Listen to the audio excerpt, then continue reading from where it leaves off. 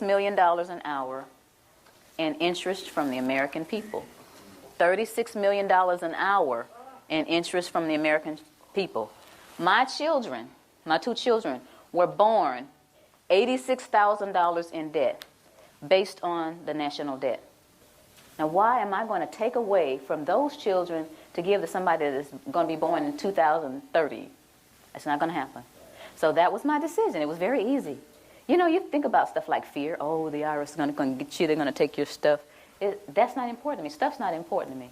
My children are important to me. I'm one of those mothers that will roll up her sleeves with one leg and try to whoop you if you mess with my children. And I think that a lot of mothers are like that. So this is what my decision was. And I went on and started educating people. One of the things that people asked me once I made this decision and started talking about it, how are we going to run the country without the income tax? I don't know how much Dan got into it, but the Grace Commission report that Ronald Reagan put out in 84, says that none of the money collected in income tax goes towards running the country. But the bottom line is it's not going towards running the country, so you patriotic people out there, you've been fooled. Beardsley Rummel, he was Federal Reserve Chairman back in 1946, did a speech before the American Bar Association. The title of his speech was Taxes for Revenue Are Obsolete.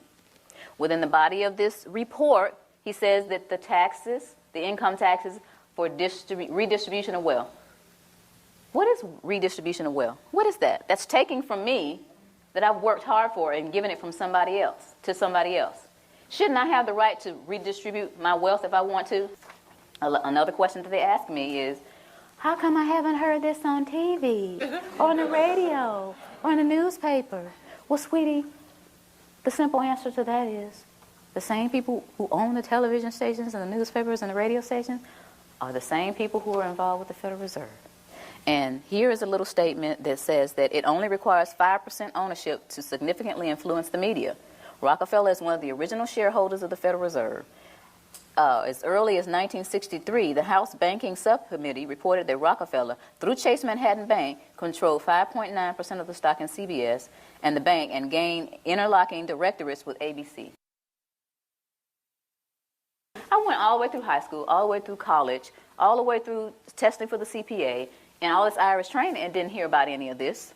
You think they want this information out here for you guys to eat up and chew up and find out what's really going on? I don't think so. Now, another one. Why don't we just tell our elected officials about this?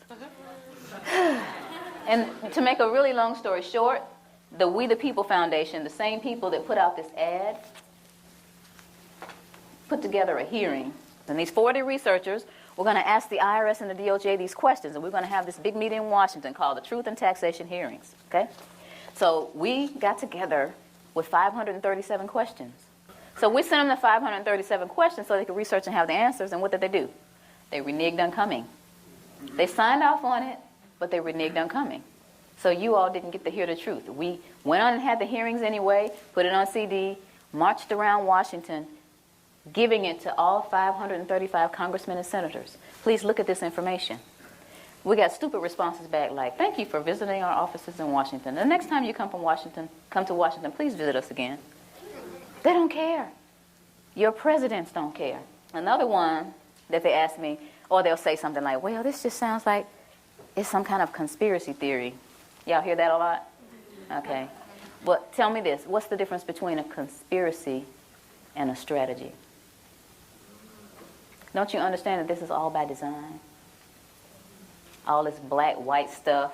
You're white, I'm black, you know. You're a Democrat, I'm a Republican. You know, y'all heard of divide and conquer before, right? Why y'all letting them do it to us? While I'm sitting up here arguing with this man about what his great-great-great-granddaddy did to mine, there's this big old fence closing in around us.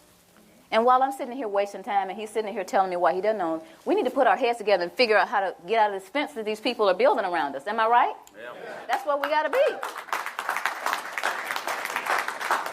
Divide and conquer, we can't let that work anymore. It's been working all these years. Then we need to get together and understand. First of all, you need to understand what is going on with your money. You work hard. It's like we're a hamster on a wheel. This country started out with taxation without representation. Where are we now? How did we get back to where we started? We got lazy and comfortable. Get out your comfort zone.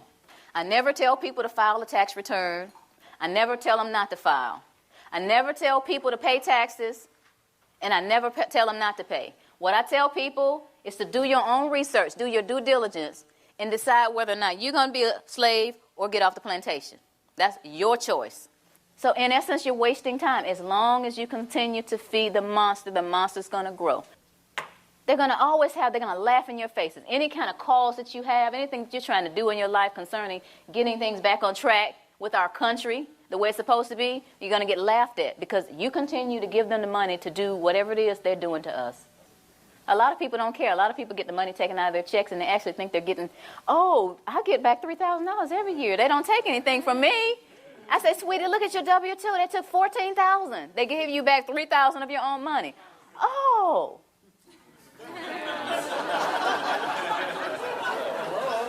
But the point is, if each of us understands where we are, who we are, and tries to do something about it, then we're going to get somewhere.